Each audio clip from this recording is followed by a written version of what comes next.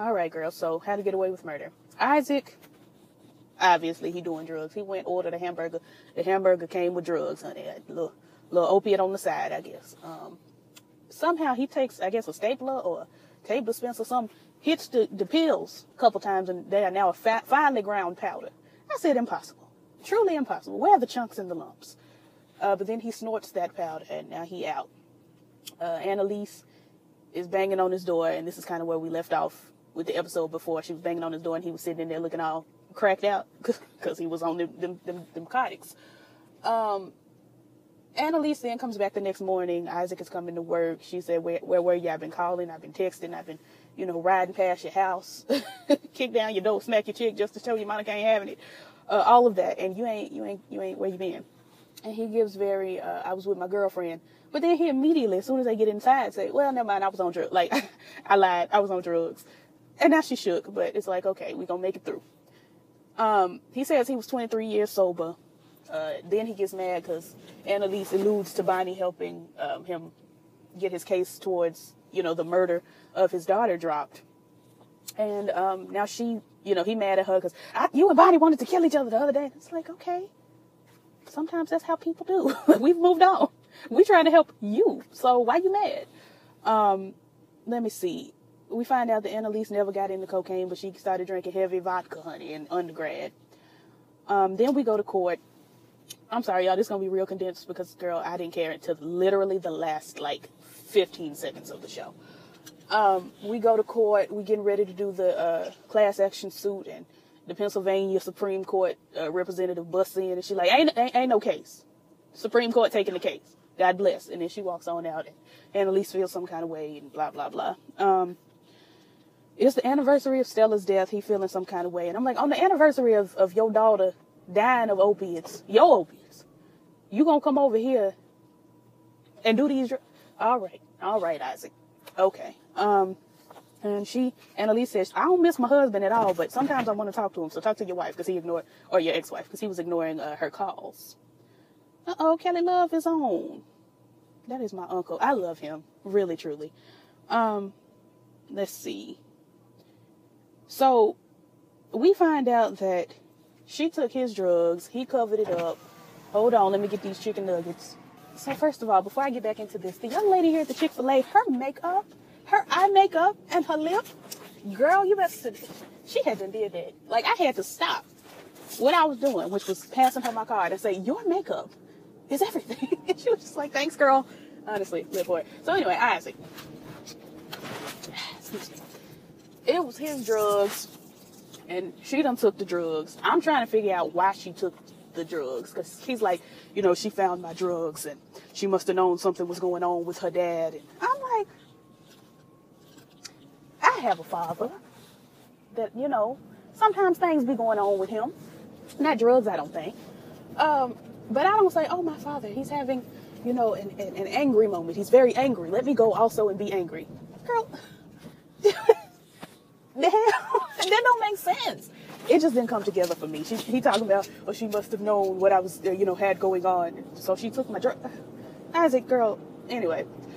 So she took all the drugs. He said just about every drug in the bag. She done took them. So he tries to revive her, but she is long gone. It ain't even as soon as, and very soon we're going to meet the king situation. It's like, I'm sitting here with the king right now. So she's dead. For some reason, okay, I kind of half understand Isaac flushing the drugs down the toilet. All right, you don't want nobody to see your drugs. Because, he had lied about having been sober 23 years. Apparently he was only sober 20 years, and then he fell off 3 years ago, but then he got back on. I don't know. So he flushed the drugs, but then for some reason he took his daughter's phone, text his wife, her mama, like a suicide cryptic, I can't do this anymore message, wipe his fingerprints off the phone, and then put the phone back in her hand, and then call 911. Why would you send this woman a message, first of all, from her dead daughter's phone? Second of all, why would you send, my mama don't want a message from me. If I'm about to kill myself, or if I'm about to, kill myself, because I'm pretty sure if I wasn't about to kill, if I'm just dying, she probably would want to hear from me. But if I'm about to kill myself, she's probably not going to want to hear from me. She's probably not. So That didn't make nobody's sense to me, for him to take her phone and I can't do this anymore. Ugh, Isaac gets on my nerves. I'm gonna go back to calling him Dr. Hare when I had tried to humanize him, but So anyway, let me see. Mama Castillo, she might not be working with Jorge. We don't know for sure. Also, I don't care. Like, I was upset when Wes died, but like, okay, he dead now. We're not finna play these games where Wes may or may not be dead. He may or may not be working with the mama. The mama may or may not be working with the daddy. Dominic was working with the mama and the daddy. Laurel get on my nerves. We're not finna do all that. I mean, we might be finna do all that, but I'm aggravated about it if we are. So then we meet up. Frank goes with Laurel, meets up with Mama, Maymon Castillo. And so, because Frank had told Bonnie that Mama had called Jorge every day this week. Mama tells Laurel, yes, I called your father every day this week to get you, so he could let you see your baby by yourself. I can't talk today.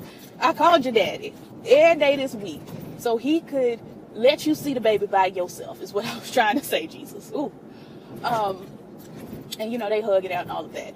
So now Frank feels like he got it wrong, but I'm like, you probably still got it right. I don't have time. Then we move on to Laurel being introduced to her fully black, several-month-old newborn baby. Not only is this baby all the way black, but this baby is a good 6 months old. And and he's supposed to be premature. Child, let me tell you something. My brother and sister were born 3 months early, I think it was, 2 or 3 months. And they were very, very little. Very little. Itty bitty. For a while. My mama was born a month early. She's still tiny. Bless her heart. She wants to be tall so bad. She's just not in the cards for her. This baby was full term, past term, post term, after the term, before the next term, but still late in the game. I didn't have time for this fully black, several-month-old baby that she's meeting. Anyway, she done named the baby after his father, but she names him Christopher. And I'm like, Wes's name was Christoph. It wasn't Christopher. If you're going to name the baby after his daddy, name the baby Christoph like his mama named him. Whatever, though. Moving along. I just don't like Laurel. I'm just disgruntled. Let me see. So, Bonnie, I wasn't even half paying attention to Bonnie. She on my nerves, too. But apparently she went to the ADA about something, and, she was trying to get Dr. Heroin off the case, whatever. And so she smiled at him, and he caught it and knew that something was up, and then he decided he's going to pursue this case, which is the opposite of what we were trying to get done. And so now Bonnie is hyperventilating because, Lord Jesus, the one thing Annalise asked her to do after this reconciliation is about to be canceled. I'm thwarted, and I just can't go on. I'm just like, Bonnie girl, no one has time. But then she walks over to Denver, plays a recording that she made of a conversation that they had, and says, drop the case. I know you working with Jorge. Jorge got the baby. Leave everybody alone. If I come up dead, all our conversations are gonna leak, and you gonna be found in the jail losing your case. And I said, I really really hope that Bonnie's not bluffing. And if she is bluffing, at least let her be recording this conversation. At least let her be recording the conversation where she says, I know you're working with Jorge, and if I come up dead, just in case she does come up dead. But whatever, child. So then, Bonnie, she shook. She calls Frank, asks him to move back in because she's scared, Denver gonna kill her. Whatever. We see Annalise. She goes to tell Dr. Heroin that the case has been dropped. Everything's cool, and he high. So she's like, Lord Jesus, you're high. Let me call your ex-wife. Or she tells him before she calls her that, we're no good for each other. And he snapped, of course we're no good for each other. I'm like, who are you raising your voice at? Because it's not little old black me. Please raise your voice at me. I love it. So yeah, that's going on. He hollering. It's a chair separating the two of them. So if he wanted to try to lunge, I guess she could, maneuver her way on. He looked like he was finna beat her down, though. I was worried. But she calls. And what I didn't understand is if this man looked like he about to fight you, why are you standing here in his office on the phone with his ex-wife's voicemail talking about your ex-husband back on drugs and ask him about Stella? What in the world? I would have been doing that from down the block in the car. Hair blowing back, my bonnet blowing back, whatever's blowing is blowing back. And child, anyway. Let me see.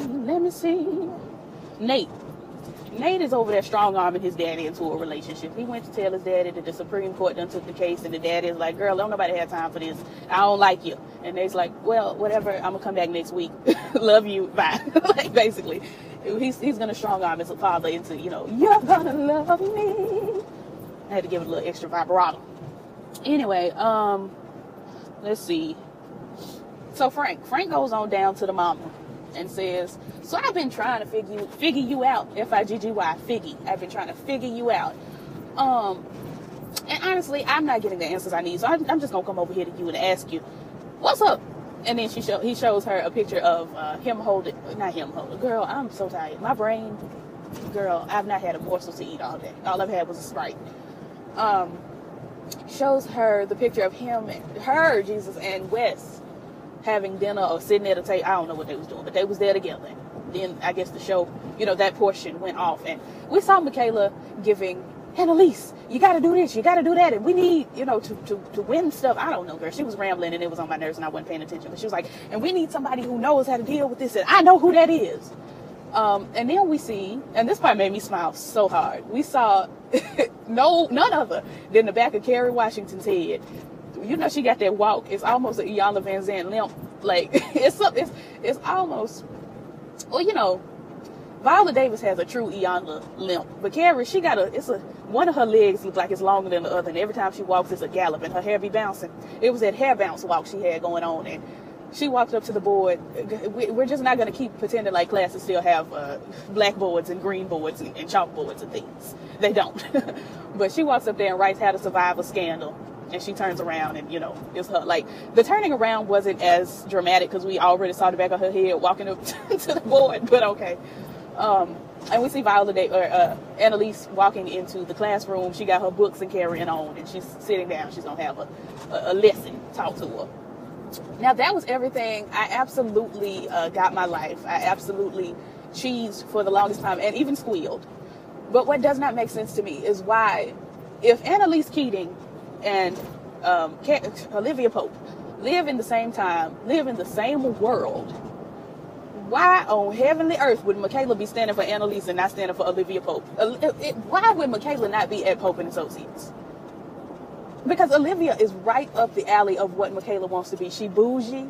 She got parental issues. She drank a lot of wine, and she date white men. That is like traditionally Michaela. Why in heaven's name and earth's name, all the names, Mars, Venus, Uranus, Pluto, God rest her, but then she came back as a planet. But I don't know where she stands right now, but last thing I heard, she was back. The sun, what in the name of all things? Why? It doesn't make sense for Michaela to be chasing after Annalise this hard when Olivia Pope exists, and she knows that Olivia Pope exists.